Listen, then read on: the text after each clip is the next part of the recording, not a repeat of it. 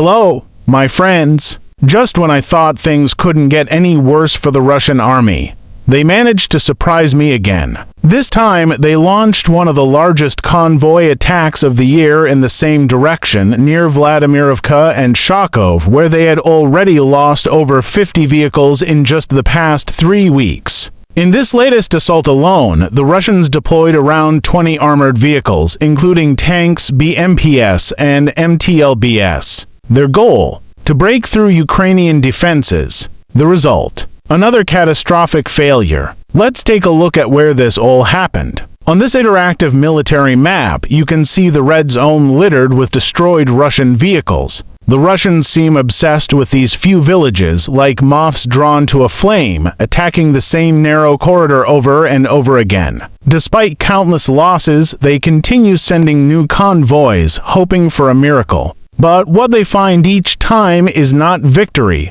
It's a perfectly laid Ukrainian trap. According to footage verified by analysts, Ukrainian surveillance drones spotted the convoy before it even reached the front line. The moment the first Russian vehicle crossed into the open field, drones swarmed the area. FPVs struck from every direction, turning the convoy into burning wrecks. You can literally see the chaos. Tanks catching fire, armored personnel carriers abandoned, smoke everywhere. The entire attack was halted before it could even begin. The Russians had dug an anti-tank trench, but their own vehicles got stuck behind it, trapped in a deadly bottleneck. Ukrainian artillery and drones rained down from above, leaving them no room to escape. By the end of the day, Ukraine had destroyed or disabled nearly 30 armored vehicles, including at least 11 tanks and 14 infantry carriers. Only a handful made it back alive. Even Russian military bloggers were shocked, admitting openly that their army's planning has become suicidal. Soldiers are being ordered into pointless frontal assaults that everyone knows will fail. Yet,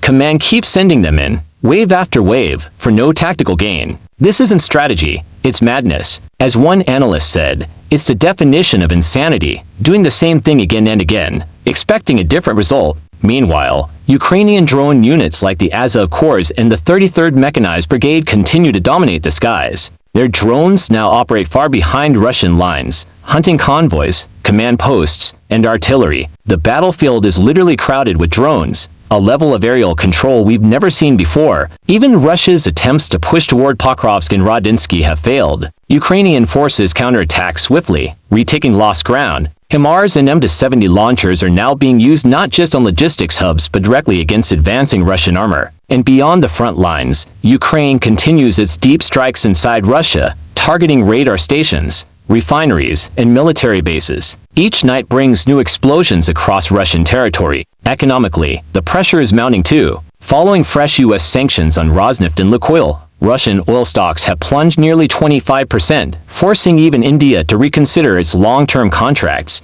So yes, while Russian generals keep repeating their same disastrous tactics, Ukraine adapts, evolves, and strikes smarter. This convoy attack wasn't just another failed assault. It was a perfect example of how old Soviet-style warfare collapses against modern Ukrainian drone tactics. Russia keeps sending metal and men into the same trap. Ukraine keeps turning those convoys into scrap metal and smoke. And that, my friends, is the real picture from the front today.